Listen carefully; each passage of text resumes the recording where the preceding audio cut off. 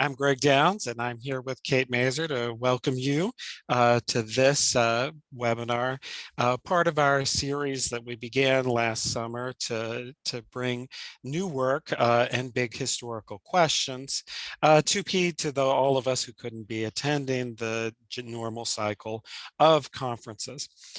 So this is the fourth of our five that we had planned for this semester in the spring. Kate Mazer, co-editor of the journal, will very shortly introduce today's speaker. Our final group from our final presentation of our spring group will be Kevin Waite, who will be coming up on May 12th about his new book, West of Slavery. So then we'll talk about the summer. So we are excited to have had many of you join us before. Just in case, I'll tell you a couple of quick things about the format before Kate introduces Alaina. So these are being recorded and zoomed out to the world. And then B, after a day or two, they'll be posted on the YouTube page of the journal, where they reside, as do our prior fora. B, the format of these is that in order to deal with that issue of recording and to preserve the security for all involved of these, we take questions through the Q&A button, which you should see on your bottom screen. So if you type a question in the Q&A, Kate and I will be keeping our eyes on those over the course of the webinar, and we'll be incorporating those into the questions that we ask Alaina during today's presentation. You can enter them at any time. We do try and keep roughly at an hour, so I'd encourage you not to wait till 55 minutes into the hour to start submitting your question, though if you do, we'll do our best. And you can submit those at any time. We generally begin with some questions that we've prepared, and then we keep our eyes on the question Q&A function, as well as questions that were pre-submitted. So we're very glad to have you join us. We're looking forward to seeing you on May 12th for Kevin Waite. And I'm really excited to have Kate introduce today's speaker. Okay, thanks so much, and welcome to everyone who's here. It's a pleasure to introduce today Professor Alaina Roberts, who will be speaking about her new book. So Alaina Roberts is an assistant professor of history at the University of Pittsburgh. Her research focuses on the intersection of African American and Native American life from the 19th century to the modern day, with particular attention to identity, settler colonialism, and anti-Blackness. In addition to her first book, which is the subject of today's conversation, I have it right here. I've Been Here All the While, Black Freedom on Native Land, which was just published by University of Pennsylvania Press. In addition to that, her writing has appeared in the Washington Post, the Journal of the Civil War Era, High Country News, Al Jazeera, the Journal of the Gilded Age and Progressive Era, and the Western Historical Quarterly. And her research has been funded by the Richard Civil War Era Center, the American Philosophical Society, the Center for Research on Race and Ethnicity in Society, and the Dietrich School of Arts and Sciences. So it's really a pleasure to have you here with us, Dr. Roberts. And I just want to start off, as we usually do in these conversations, by asking you to tell the audience just a little bit about the book itself. What, if you're just giving an overview, what is this book about, and what are its central points? So my book has two primary arguments that interlink. The first one involves my family and people like my family who are Black and mixed race people owned by Native Americans. And so it looks at their experience as people who were slaves, but then predominantly as free people in the Reconstruction era, and argues that their experience was noticeably and substantially different from that of African Americans in the South. Because of American intervention in tribal nations, they were able to vote, serve on juries, really enact political power going into the 1890s after that sort of traditional Reconstruction timeline ends. And then also they received land. And so this kind of idea of what was lost and what was never had in the United States was enacted in Indian territory for them. And it's because it was really inextricably linked to Native American dispossession. And that kind of leans toward or follows with my second argument. After looking at my family's land ownership and how they talked about it and how important it was to formerly enslaved people, I realized that all of these people who came to Indian Territory and settled there, the 5 tribes, African Americans from the South, Indian freed people, the term that I used for formerly enslaved people by Native American tribes, and white Americans all really used language as a justification for why they settled in Indian Territory and why they, instead of the people who already lived there, deserved settlement, basically. And so I look at the 5 tribes as settlers as they are coming from the southeast, and they then kind of look at and discuss their Western Plains neighbors as uncivilized and as lesser than. And then I look at their former slaves, African Americans, and white settlers, who are really the last group and the most successful group in claiming this land for themselves. That's great. And I think among the many exciting aspects of your book is the ways that you bring into, by working at this connection between different historiographies, that you really bring to bear a greater literature on settler colonialism that I think many more people in the field of Civil War era or Southern history are increasingly familiar with, but I would say not as expert as you are, and perhaps not always clear on the many different ways that it's being utilized both in Western history and Native history, and in broader Indigenous global histories of Indigenous peoples. And so I wonder if you could talk, given that we've got an audience here primarily of specialists, about how you utilize settler colonialism and how you came to that utilization. And I'll have a quick follow-up maybe if Kate will indulge me, but I sometimes tend to stack questions, so I'll try and avoid that. But yeah, just help people understand where you come from in your approach to settler colonialism, and where you think that gets you. Well, I came to it from a very practical standpoint, looking at the way people discussed land and land ownership. And so the kind of settler colonial theory that's like kind of up here and very abstract, I didn't really connect with at first. And it was really only after seeing, like, oh, it's not just white Americans speaking this way, it is Black people, it is Native Americans who are really using different kinds of rationalization that play into ideas created by white Americans and the greater settler colonial state. And so essentially, settler colonialism is, at the most basic, the idea of people from another place coming and replacing the indigenous population of a region or a continent. And so I kind of take that and the idea that these settlers bring with them their own culture that eventually replaces or is said to be superior to indigenous culture, and look at the ways that Black and Native people actually use that language while not necessarily believing that they are kind of lower on this totem pole of racial hierarchy, but being able to say, for instance, Native people saying about Black people, they are inferior because X.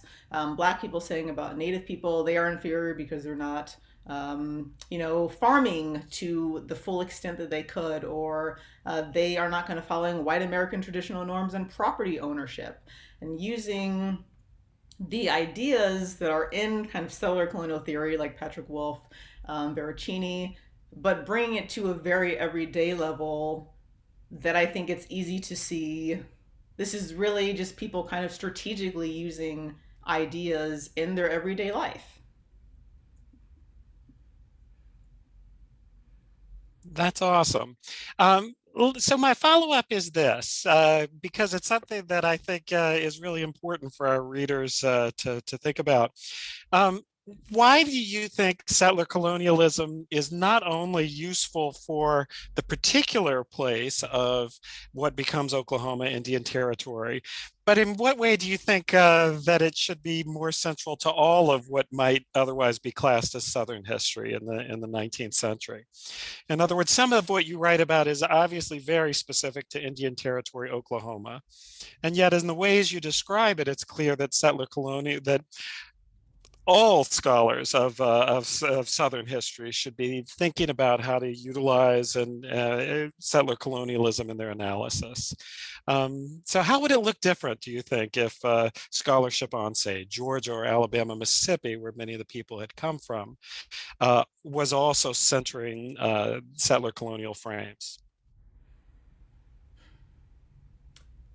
I think it would force more scholars to think about land and people's connections to land. As I talk about in my book, a lot of times it's focused in Native American studies, Native American history, that sort of historiography that talks about Native people and the herbs they use and the sacred ties and ideologies that they have that revolved around specific places in which they live or their homelands.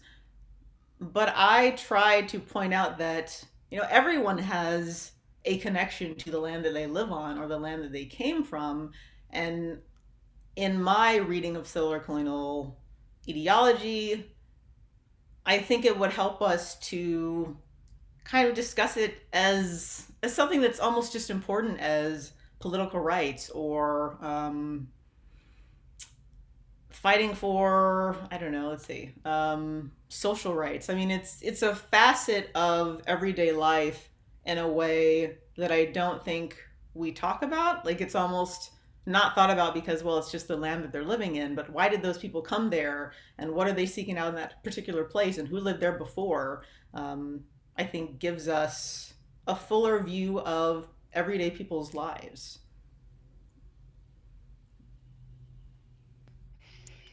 Thank you so much. So I wanted to ask a follow-up on that. And just because I'll say that I'm partly coming from having just been writing about, to some extent, African American migration into the Midwest in the context of like recent wars against Native Americans in the late 18th century and into the early 19th century that had pushed Native people off of that land. But then a lot of the, Black people who are coming in are either running away from slavery in the southern states or have become free in the South, but want to move to a freer place like Ohio and what have you. And I remember reading an article by Taya Miles about the question of sort of were the African Americans, particularly moving into the Midwest, how should we think about them in relation to settler colonialism? And I think it's a really interesting and lively question in the field. And so I guess I'm curious if you could talk a little bit about, what I hear you saying and what you show in your book is, for instance, when members of the 5 tribes move into Oklahoma as a result of, policies of expulsion, they are using kind of settler colonial discourse to argue for why they should be there and can displace Native people who are already there. And then you have certain, African Americans who are saying, we're going to farm the land better than Native people. And so I hear you saying that this settler colonial discourse is easily kind of adoptable and transformable to people's uses. But is that does that mean they are enacting settler colonialism when they use that language, or sort of are you interested in drawing distinctions between, the overall sort of white settler colonial power structure in the way that a lot of scholars have described it, and the ways that some of your actors use the discourse in ways that serve their own interests? Or do you think that that is not a distinction that's worth making? Or sort of how do you navigate these kind of complicated issues that are about, they're about discourses, but also about power itself and who ends up getting access to resources? I think my overarching argument is that there is a settler state, and ultimately that settler state is always really only serving white Americans. And whenever it kind of allows Native people or Black people or people of any other race to kind of get ahead in certain ways, like acknowledging the 5 tribes as supposedly more civilized than other Native people, that it's always kind of a means to an end. And for Black people throughout North America, of course they come in chains, they come forcibly. And so like, I would never say, from the minute they step off the boat, like they're settlers, but it's really the change that takes over in the 19th century. And it's all of America. It's not just white Americans who are looking to go west and kind of make, themselves wealthy or make new lives for themselves. It's Black people too. So within that narrative, I would like us to acknowledge that Black people are thinking these same things often about Native people, and like we need to talk about that. It's not just evil white people, but they never have the same opportunities either. And I try to show that there are only specific times that the federal government backs them up and supports them, and they very rarely do it over white Americans. So there's always a hierarchy. They're always working within a certain framework. It's just we need to look at their actions in a more complex way, I think. Yeah, and that nuance and complexity in your book is really one of its strengths. Um, I'm going to ask you another. Oh, sorry. um, okay, one other question that I've been interested in, and so you talk about the transformation of Indian territory into eventually becoming a state, the state of Oklahoma, and you show and you argue that with statehood comes a more repressive structure and the implementation of Jim Crow, for example. And so during the territorial period, it sounds like there was a greater chance that to some extent, Native people's sovereignty was going to be respected by the federal government. And African American citizenship would also be sort of acknowledged by the federal government. And statehood brings into the picture this new government, the state of Oklahoma, and kind of crushes a lot of the possibilities that had opened up in the long Reconstruction period that you described. And this made me curious about just other kind of discussions in the field about state extensions of jurisdiction over Native people, or arguments about the role of state governments in this larger kind of history of both Native Americans and also to some extent African Americans. So I guess, bless you.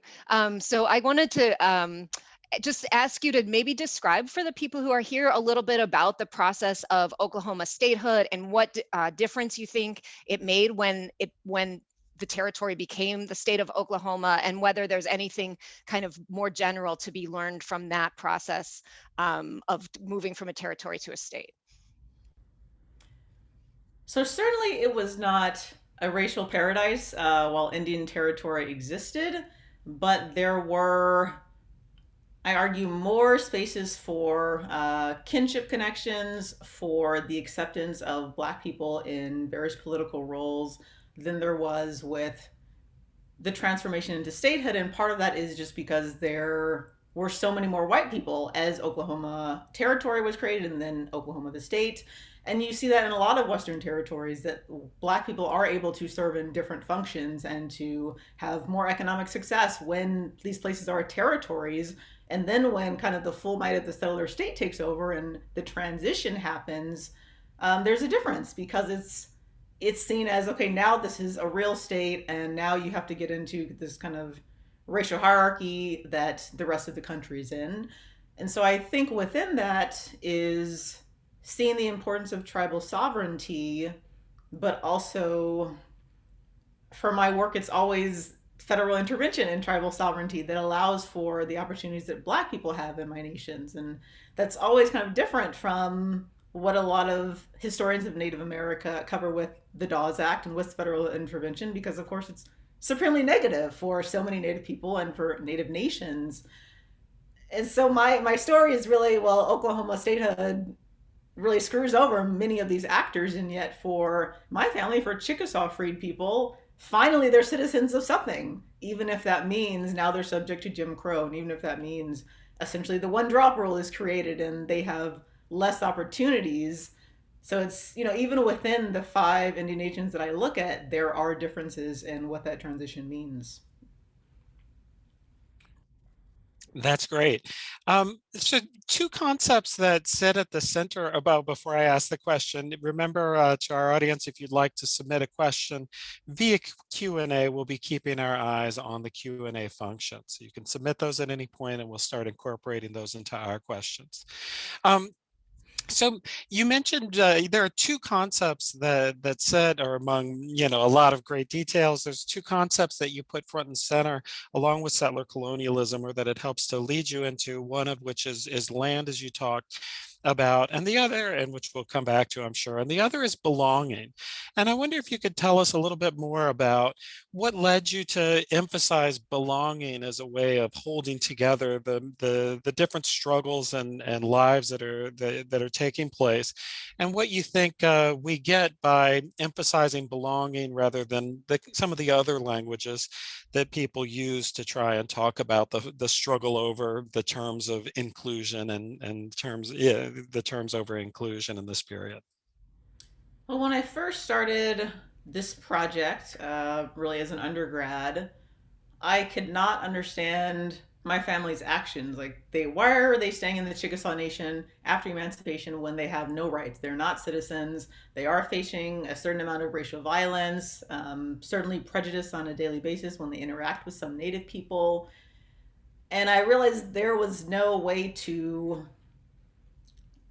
really find something like that I felt in a lot of the conversations in the Reconstruction historiography that really says, Black people are fighting and dying for political rights. And that is the most important thing to them, or one of the most important things to them.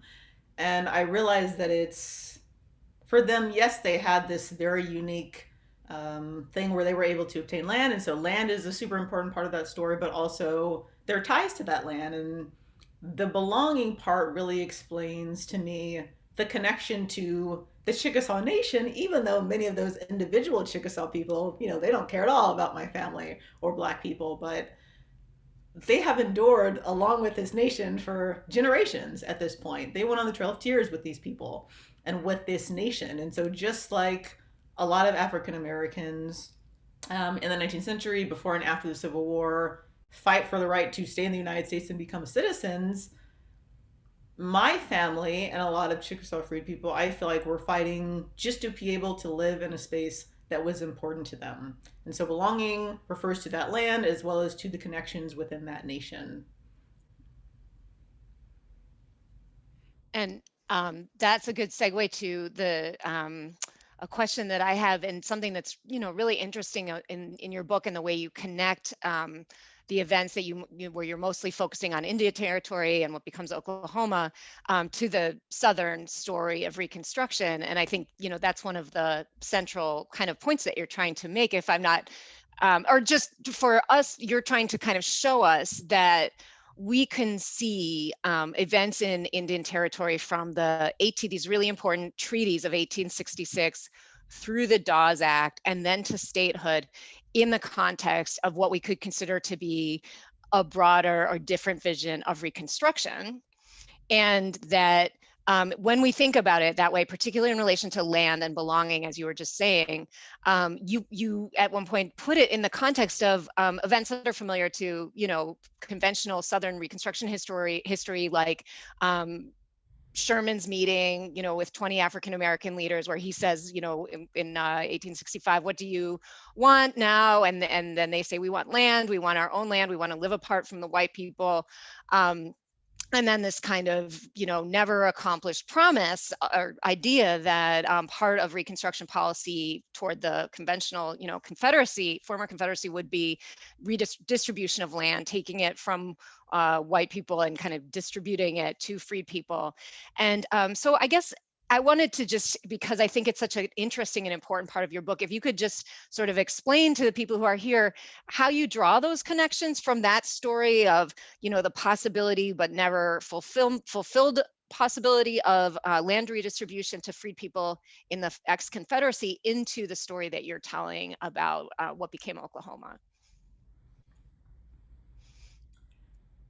So the idea of 40 acres is part of a field order, and it is kind of fulfilled for a certain amount of time. Enslaved people are able to live on land in South Carolina, to farm it, to feel as if it is their own, and that is so horribly taken away from them when Republicans realize that there are too many moderates among them, and there are really only, well, I mean, Kate, you know more than this about me about this, but there are only a handful of people who are really able to see, as I say, taking land from white people and giving it to Black people. The kind of property ownership that is so intertwined with America is really difficult to see in terms of legislation, to see it through.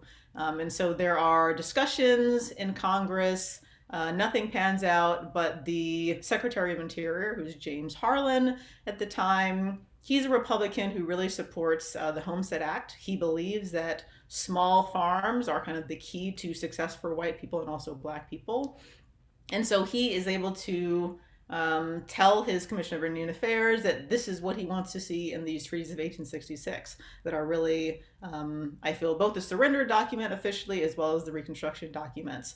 And so it makes its way into this document as really a kind of fulfillment of more radical Republican ideas, but really it's just pushing through more traditional ideas of Native American dispossession. And so it's a sequence of events that I think is very unique, but it is building upon what's been happening since the 1850s at that point, which is various kind of proposals to take land away from people in Indian territory, even though in the 1830 and 1820 treaties for removal, of course, they had been promised that they would live on that land forever.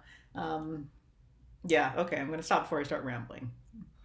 Yeah, just because this is probably so obvious to you, but I just want to kind of close that then that's how you get to the part of your argument, the part of your book that's about the Oklahoma or Indian Territory being a place where Indian freed people actually did have certain opportunities because of land redistribution. So it was, unexpectedly, if we see it through the lens that you're calling on us to see it, or the many different lenses, that people actually did have, Indian freed people did have the opportunity then to own their own land and to farm their own land and to develop that sense of belonging and place rootedness that throughout most of the South was just not possible, at least not in a way that was promoted by the US government. Is that accurate? That is accurate. And that land ownership officially takes place in the 1890s, but before then, again, it's tribal sovereignty and various kind of native aspects of native culture, meaning communally owned land, that allow them to already kind of be in those spaces. And so by the 1890s, many of these people have already been living on some of the same land they will take official ownership of after the Civil War, because that was native culture, to live on land and be able to claim it informally by settling it and improving on it. And I wonder if you can just expand on that a little bit, because one of the interesting things is the ways that you emphasize that land is both economically productive, a form of capital, but it also has all of these other meanings for the actors that help to explain why they emphasize so much the uses of land, the access to the land, and in some cases, the ability to transfer the land to future generations. So I wonder if you could just, since it's such a key theme of the book, if you could also talk a little bit more about how you think about land in this more conceptual terms, and how you came to approach it in those ways.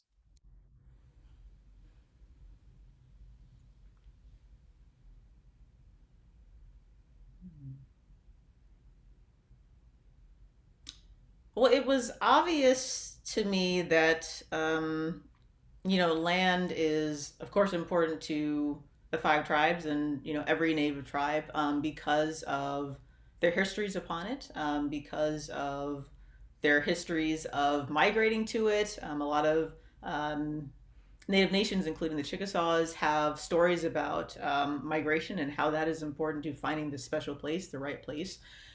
But discovering kind of why African Americans and Indian freed people found land to be so important was interesting, because there are people like Ralph Ellison who have written about land, and I just discovered this quote by Ruth Wilson Gilmore, the geographer, who says freedom is a place. And to me, that's just so beautiful, because it encompasses what it was to all of the groups that I study. It was freedom in many different ways. So for the five tribes, yes, they are forced here on this horrific journey, but they find really a renaissance in Indian territory. They're able to become more successful and wealthy than they were in the Southeast. For Indian freed people and African Americans from the South, this is a respite from white Southern violence. For a long time, there is not a huge population of white people there. And for white people, especially a lot of the poorer, disenfranchised white people who come in the early stages, they're also looking for freedom. They're also looking for relief from different sorts of hierarchies. So, looking at it through that lens, land is, yes, an economic advantage that leads to upward mobility, but it also is just such a special symbol, like for all of these people, that is very evident in the way they talk about it.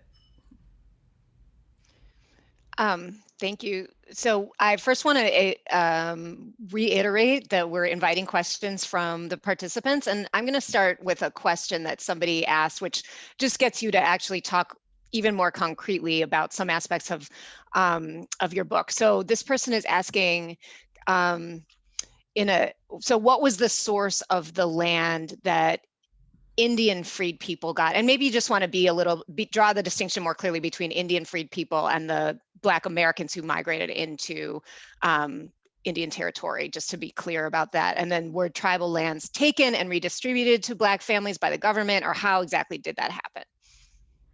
So in these treaties of 1866, they all account for land for these former slaves in various ways. For the Chickasaws and Choctaws, that is specifically 40 acres of land. For other freed people, it's just share in the communally owned land. And this is all also to be allotted. That's in the same treaties, which is then officially carried out within the Dawes Act and the Curtis Act. And so for freed people, yes, they are living on parts of the land that was communally owned by their respective Indian nations. When African Americans come, sometimes they're settling within those nations, sometimes they're settling within parts of that land that have been opened up in various land runs, and as we get into the 1880s and 1890s. Yeah, I think I answered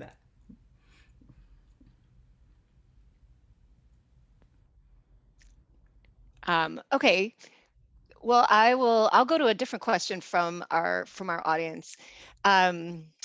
Somebody quickly asked, well, is this recorded for us to rewatch if we miss the first 10 minutes? Yes, it will be posted on the Journal of the Civil War Era's YouTube page just as soon as we can get it there. Okay, so this question goes as follows. Most histories of the Dawes Commission focus on its implementation of blood quantum and thus its role in segregation. For example, Ariella Gross's book, What Blood Won't Tell. Yet the commission was committed to giving Indian freed people land through allotments contrary to many of the tribe's wishes. How do you, as an expert in the field, think about and make sense of this contradiction? I feel the book is a book of contradictions. As I kind of mentioned before, I understand exactly why the Dawes Commission, the Dawes Act have a very negative kind of is thought of in a negative way by most scholars of Native history. And, of course, I know why.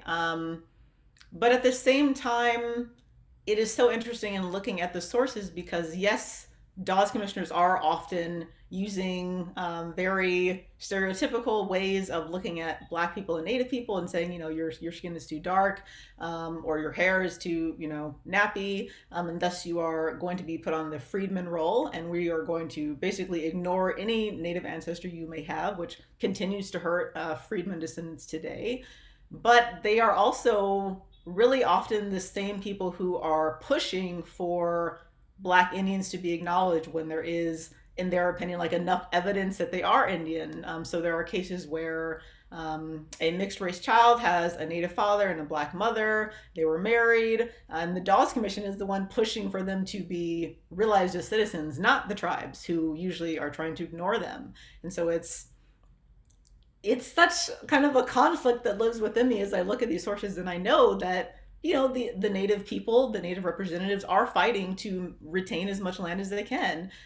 But at the same time, many of these people are legitimate people who are coming up and do have the history and the connections to be able to say, yes, I am supposed to be getting land. So looking at the Dawes Commission as an arbiter of injustice for Native people and of ideas about race and identity that are still harming our communities today, and at the same time allowing for the recognition of the histories of freed people and of slavery in these nations in a way that Native people often would like to just ignore. That's great. We I have another question from the Q&A that we will that I'll move to next, and we're keeping our eyes as new ones come in. And this is something that I know many of the early readers of the book have been interested in, and that all those who read it now will be, which is about what it was like to write about a story that you had, as you put front and center here, as well as in your prior journal articles, a family historical connection to, where some of the people who appear are ancestors or relatives. So the way the question's posed in the Q&A is, how do you think, what kind of effects do you think it had on you as you wrote the book and trying to and wrestle with your own familial connection? And in what ways do you think it kind of helped clarify or open up issues? And were there any aspects that you found challenging because of, understandable family connections or loyalties or things, that made it harder to bring up? So how do you, how do you think about the ways that your own family connection shaped the writing of the book? Well, it certainly started as a project in which I was looking for myself, looking for my identity, and what did my ancestors think about their racial identity, knowing that they were mixed race people, knowing that they lived in Native nations, and maybe they have the answer and they can tell me what I should think. Um, and then later on, it became about kind of more concrete things that I could actually find in documents, particularly land. But it was not kind of the trials that I know some people have when writing about family, that like, oh, I don't want to write about any of these negative things. It was more that I have realized through this kind of journey of writing this book and learning about my family that actually I want to write about this kind of hard thing to talk about, like the fact that this kind of amazing history of Black land ownership for generations, which is still quite relatively rare among African Americans, meant something negative for someone else, for Native people. But also, those Native people own my family, so it's all these conflicting things that I then wanted to bring out and write about, because I feel like we don't talk about these things. And the people who are part of my very core historiography, like Ty Miles, Celia Naylor, Claudio Sant, have obviously done amazing foundational work. But I really kind of wanted to dig in deeper and talk about how people of color relate to each other, and also how we should think about that relation today, and how anti-Blackness or anti-Native sentiment plays out in Black and Native communities today. That's a really powerful answer. And one other aspect of the personal connection, I'll bring in, you were good enough to appear at a Davis event that I co-moderated. And one thing that I thought was interesting there, in part because of the types of affiliations that people have, and the ways that things at Davis and its different departments get out, was appearance by former political leaders of tribes. I don't want to get into the details, and I wonder if you can talk about what it's like, not necessarily in that specific individual case, but what it's like to bring this story, not just to other descendants of freed people, but to the descendants of the tribes who, come off, in complex and sometimes contradictory ways in your analysis and in the history. Well, yes, that was a very interesting experience. um, I hope that seeing that I have written this book about my family and explored these kinds of difficult parts of that past allows people to read it with an open kind of mind and heart, and say, well, like, she's looking at her own family and acknowledging these things about herself. Maybe I can too.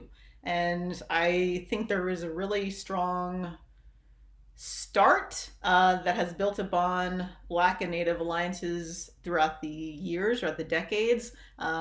This past summer, there was a lot of support for Black Lives Matter in Native communities. There started to be a lot of Native people calling out anti-Blackness in their communities. We're talking more about citizenship in the 5 tribes.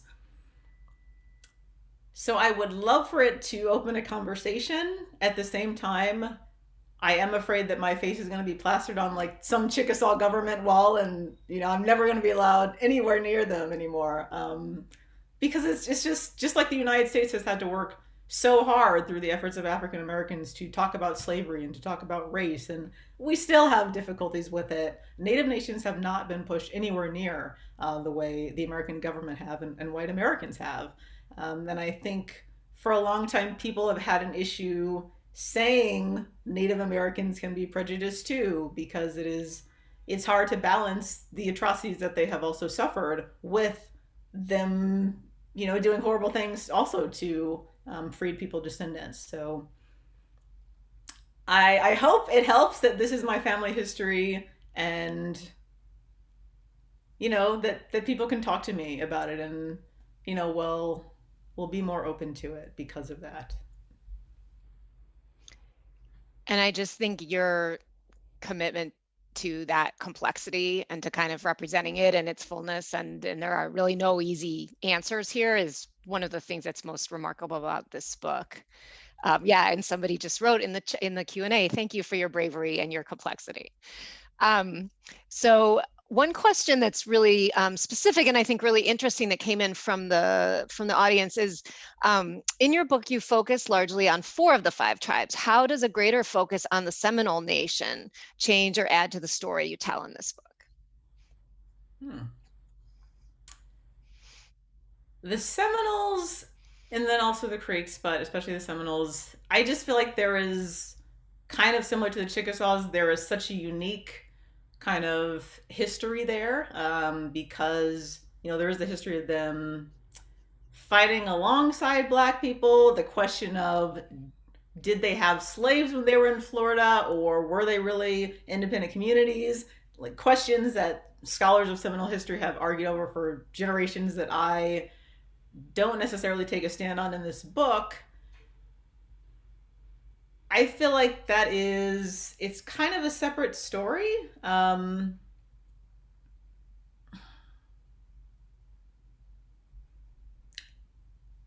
this book, I try to talk about the 5 tribes together when I can, when I feel like it makes sense to draw similar experiences. But I also note that, every tribe has its own distinct history, and Black people in those tribes have their own kind of distinct experiences.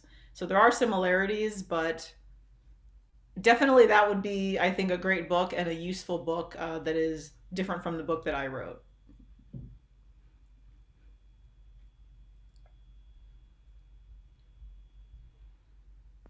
You're muted. I am muted. I apologize. I spent all my life telling other people to unmute. Physician, heal thyself.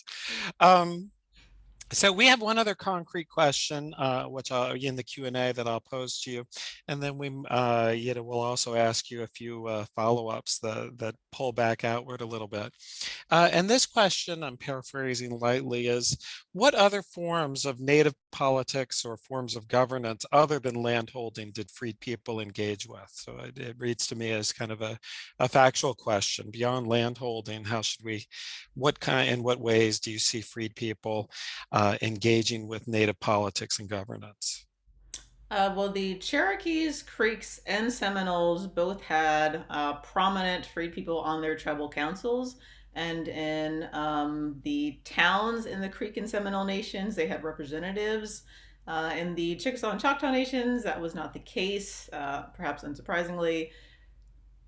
So they certainly shaped legislation, and they were certainly important representation in those nations. And I think that is representative of the different tone that life in those nations had for Black people or for mixed race people versus the 2 others, the Chickasaw and Choctaw nations, because they were a greater part of those nations and more visible, and for a period of time more accepted than the other 2. But there were always constant back and forth between various legislatures or various tribal representatives who tried to take certain rights from them at certain times. For example, the Cherokees, not long after the Treaty of 1866, tried to stop freed people from receiving annuity payments, which would have been the same that tribal citizens were receiving. Again, the federal government stepped in and said, no, you can't do that. We're not going to honor that. And so it's those three nations, I think, have a similar history that we can group together, different to the Chickasaw and Choctaw nations, where much of that is really just land ownership and community building among freed people. That's great.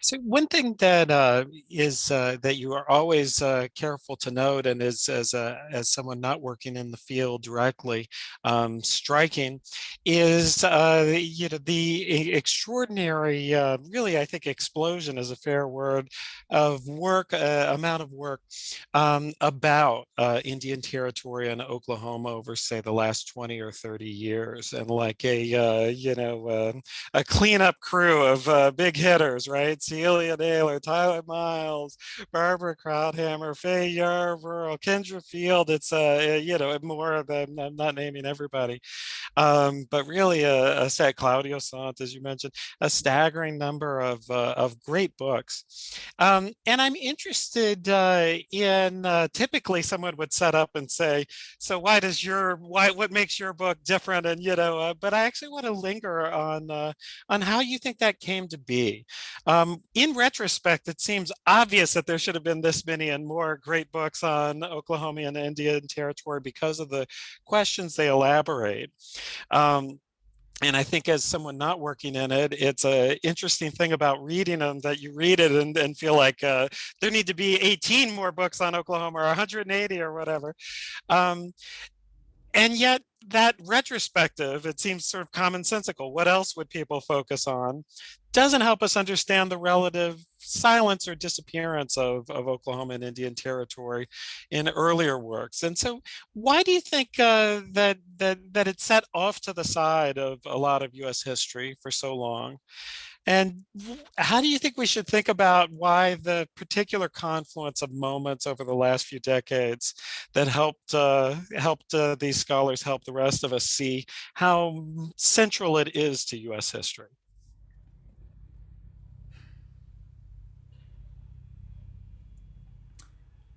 I think the reason it has taken a while for it to be covered is the same reason people find it interesting, because it is so outside of the kind of traditional narrative of Black life in the South, which of course scholars have fought against that for decades, talking about Black life in the North, talking about free Black people in various ways.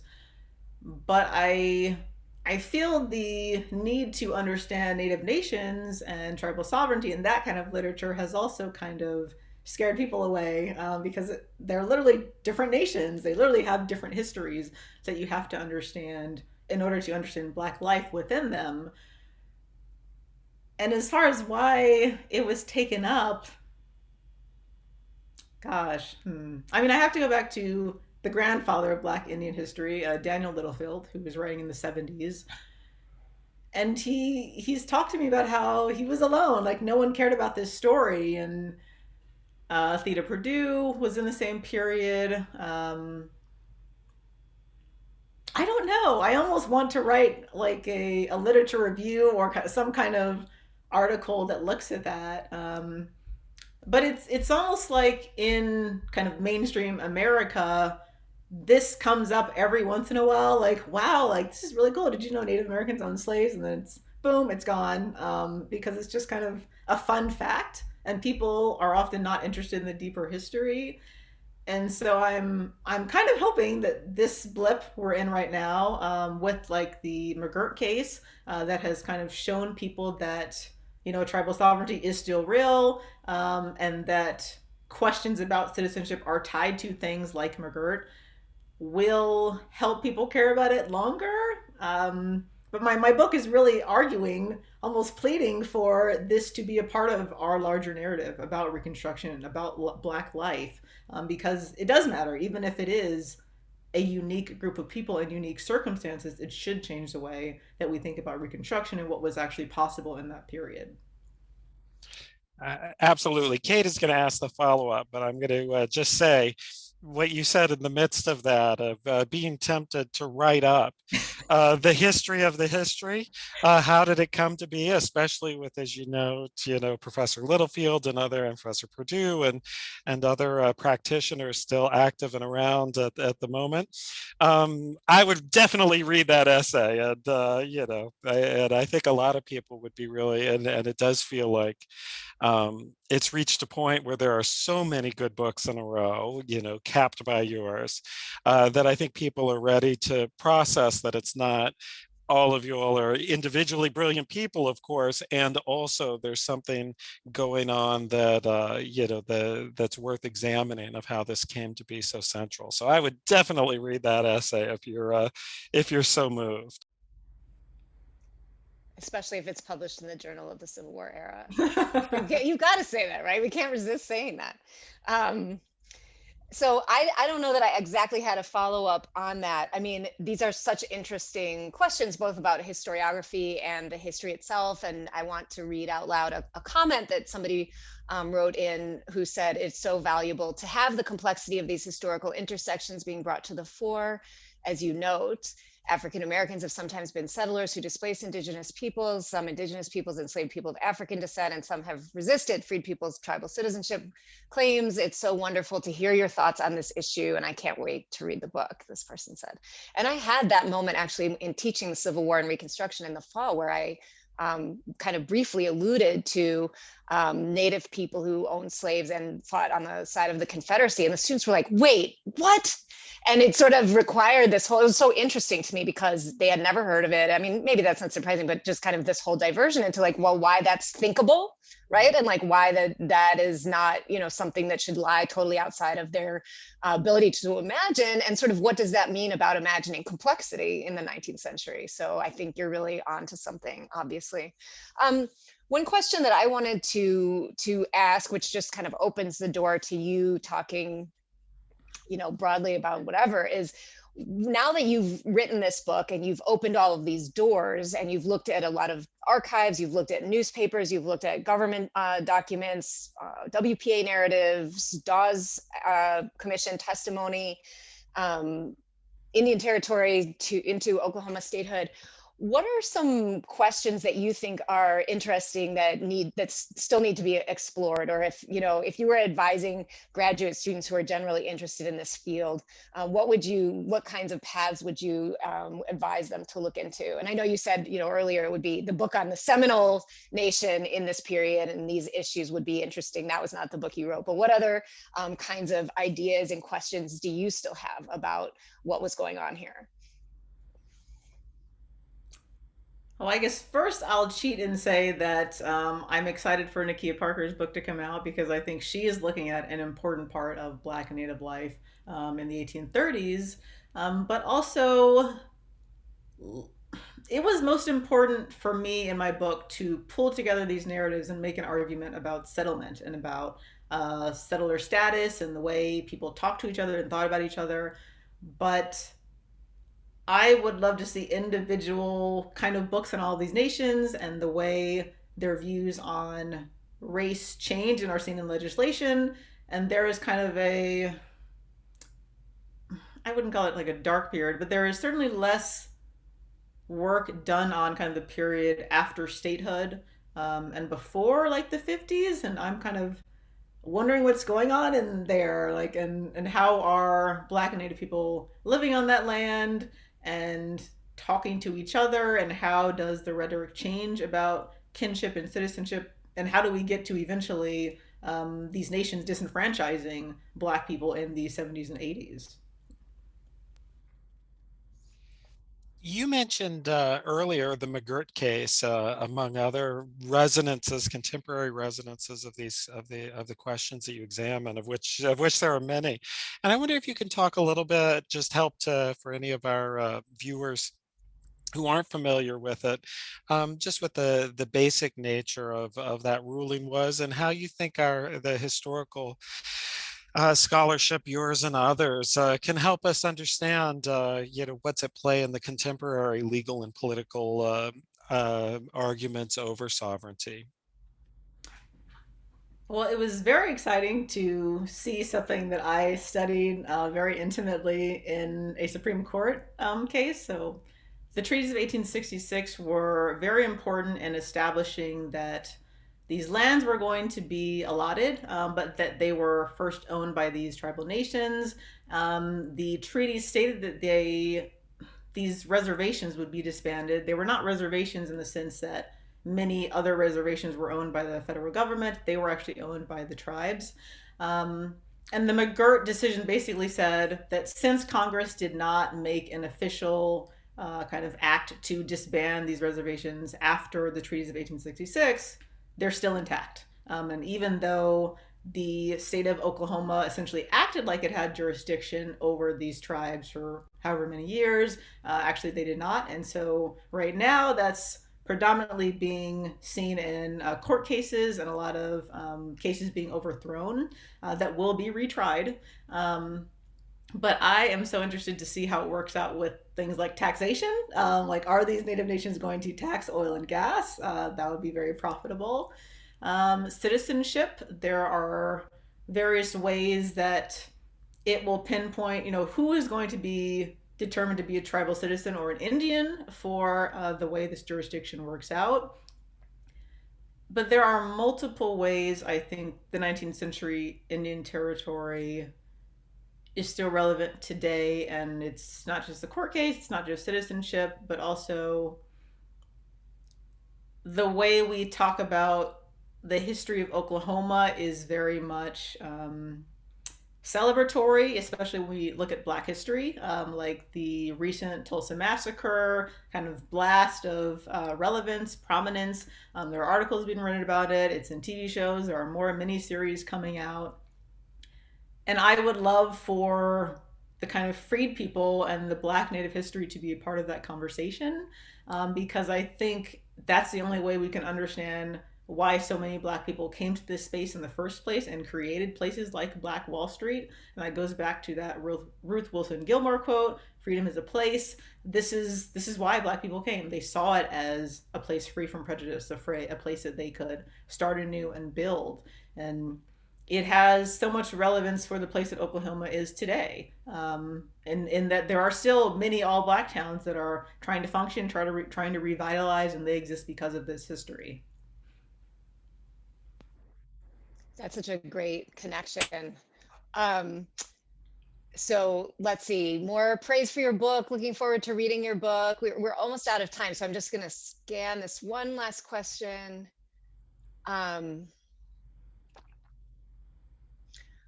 Okay, this is kind of, I'm going to ask you this question, but you don't have, this is a big question that came in from the audience, but it kind of follows up on things we've been talking about. So feel free to take it in any way you want.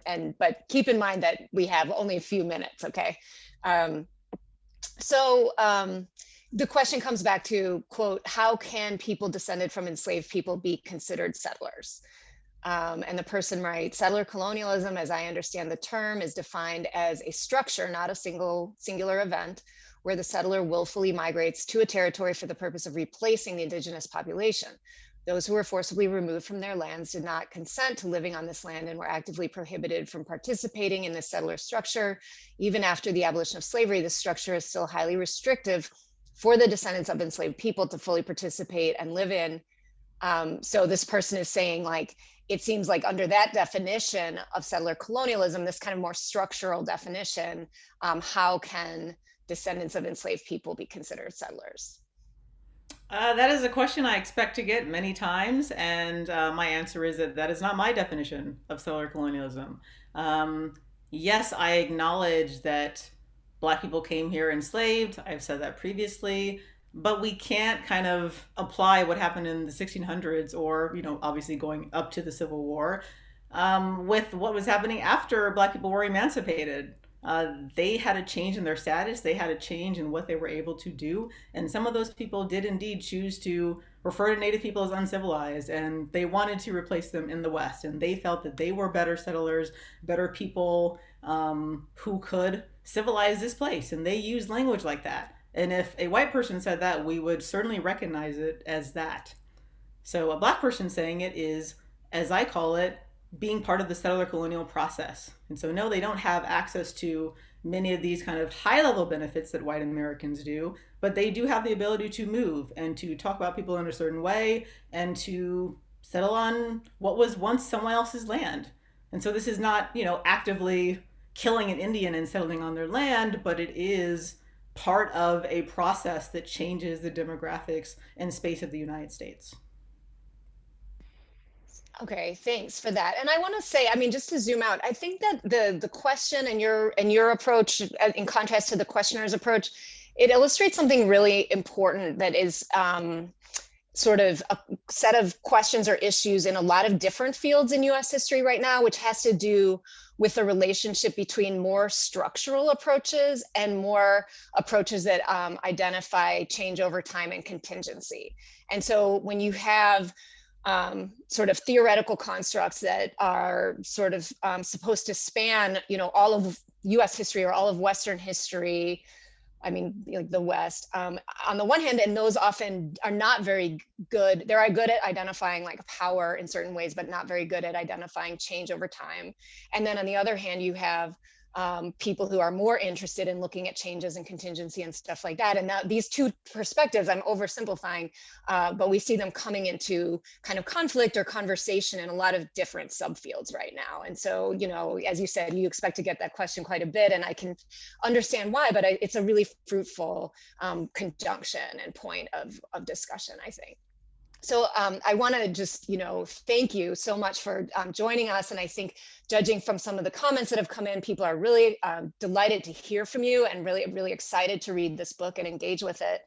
And so thank you, thank you, thank you. I'm going to quickly reiterate our next and final event for the spring is Wednesday, May 12th at 4 p.m. Eastern Time with Kevin Waite and his new book, West of Slavery, The Southern Dream of a Transcontinental Empire, which is just coming out with UNC Press. So we hope to see many of you at that time. And again, Alaina Roberts, thank you so much.